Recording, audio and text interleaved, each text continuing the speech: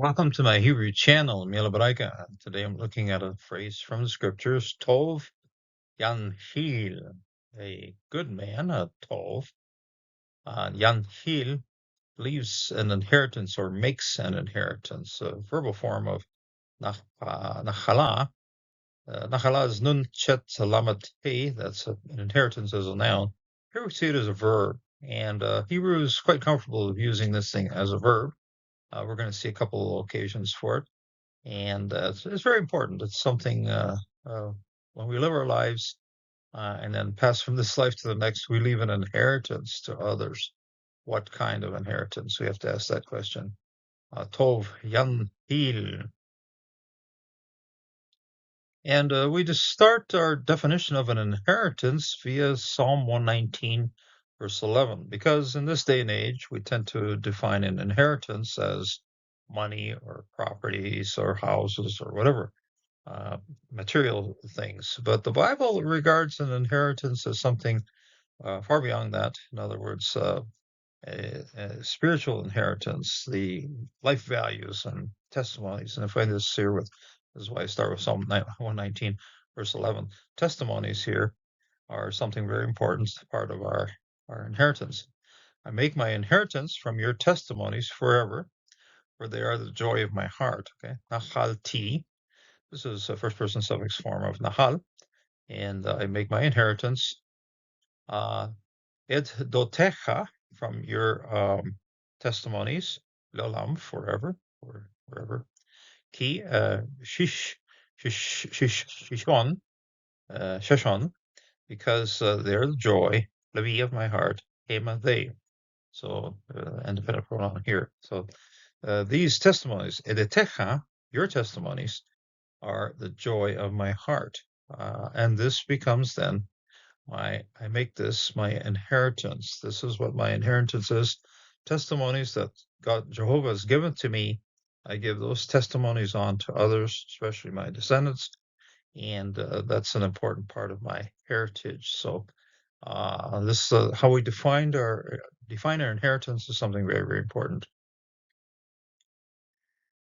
And we see Proverbs 13:22 here again, the verbal form of nahal. Okay, so yanhil. Okay, yanhil. So tov is a good man. Tov.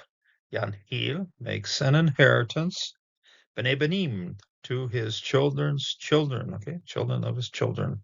So in other words, some translators just jump the whole thing to say grandchildren, but in the Bible it's bnei benim. Okay, children of the children. So that's grandchildren, of course. So Tov, Yanhil, Bnei Benim, Shafun, Lesadik, Hail, Hoter.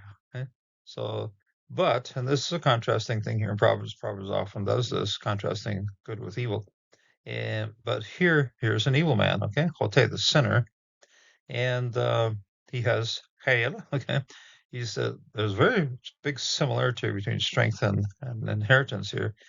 Chet Lamed, but Chet Yod Lamed. But this then is the wealth, okay? The things that this guy has, okay? The Hote.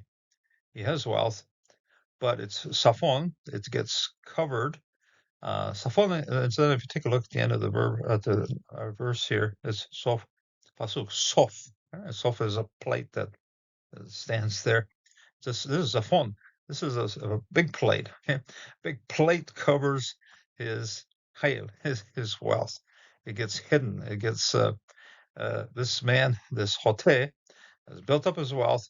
When he dies, boom, it gets covered up and it falls into disuse. Nobody gets any good use out of it. So Safon, but it gets covered, and when it's is discovered or uncovered, Le Sadiq, it goes to the righteous. Okay, and this is a very interesting passage here, Proverbs 13:22.